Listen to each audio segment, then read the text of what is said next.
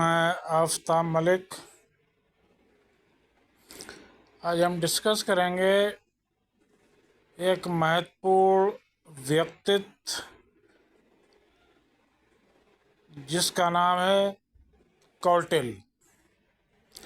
तो देखिए, कौटिल्य या चाणक्य या विष्णुगुप्त, ये 3 नामों से जाने जाते थे। और चाणक्य इनको इसलिए नाम दिया गया था क्योंकि ये चड़ नाम के गांव के रहने वाले थे, और विष्णुगुप्त इनके पिता द्वारा दिया गया नाम था क्योंकि ये एक ब्राह्मण थे और महान विद्वान थे।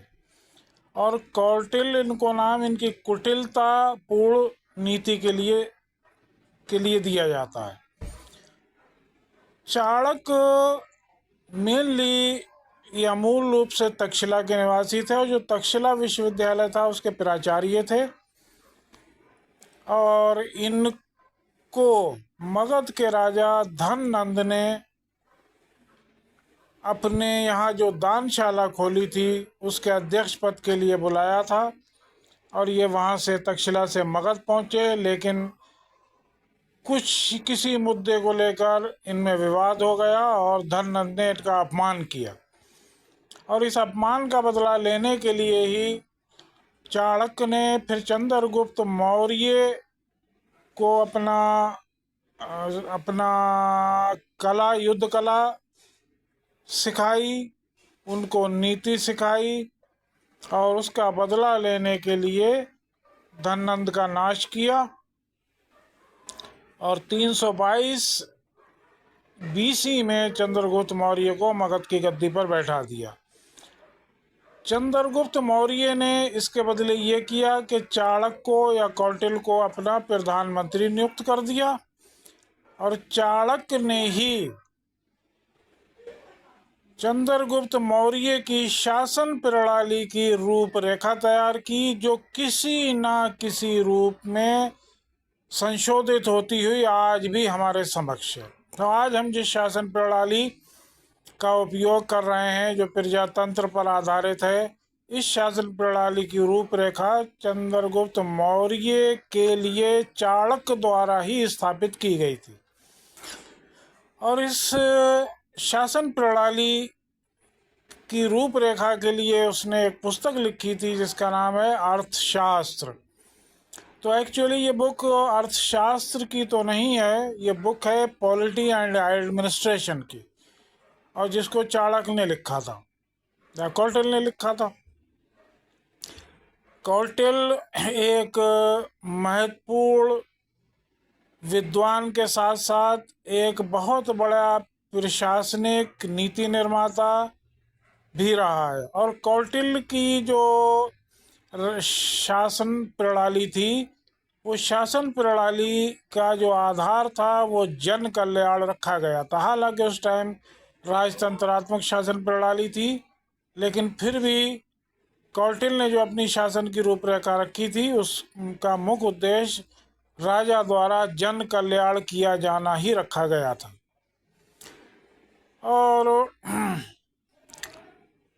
उसमें चाणक्य ने या कौटिल्य ने या विष्णुगुप्त ने पटना नगर की शासन प्रणाली का स्पष्ट रूप से उल्लेख किया है, जो 5-5 सदस्यों की 6 कमेटियों द्वारा पाटलिपुत्र नगर का शासन चलाया जाता था। उसको बड़ा स्पष्ट रूप से उसका उल्लेख किया है।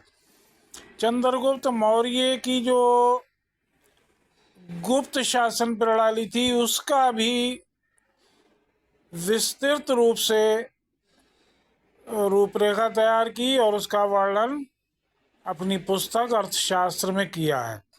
और चंद्रगुप्त मौर्य के समय की जो जासूस होते थे वो चर कहलाते थे, और ये 2 प्रकार के होते थे। कुछ तो चल फिर कर गुप्तचरी करते थे, कुछ अपने स्थान पर बैठे हुए ही गुप्तचरी करते थे, जैसे दुकानदार वगैरह। और उसकी जो गुप्तचर शासन व्यवस्था थी वो दोहरी गुप्तचर व्यवस्था थी, जिसमें गुप्तचरों की गुप्तचरी करने के लिए भी गुप्तचर नियुक्त किए जाते थे। और कौटिल्य ने अपनी इस बुक में मौर्यकालीन न्याय प्रशासन का भी उल्लेख किया है, और इतना बेहतरीन न्याय प्रशासन था कि जिसके बारे में बाद में आने वाले चीनी यात्री फाहियान ने कहा है, चंद्रगुप्त मौर्य के शासन के दौरान भारतीय समाज जो था ताला मुक्त समाज था। हालांकि उस टाइम ताले तो नहीं थे, लेकिन उसके कहने का मकसद सिर्फ यही है कि कोई क्राइम नहीं होता था, बिल्कुल सिस्टमैटिक लॉ एंड ऑर्डर चलता था। और इस तरह से कौटिल्य की जो रूपरेखा है वही किसी ना किसी रूप में संशोधित होती हुई आज तक चली आ रही है। और इसलिए कौटिल्य का भारतीय शिक्षा पद्धति में, भारतीय शासन प्रणाली में एक महत्वपूर्ण स्थान। नेक्स्ट वीडियो के लिए वेट कीजिए। आज इतना ही।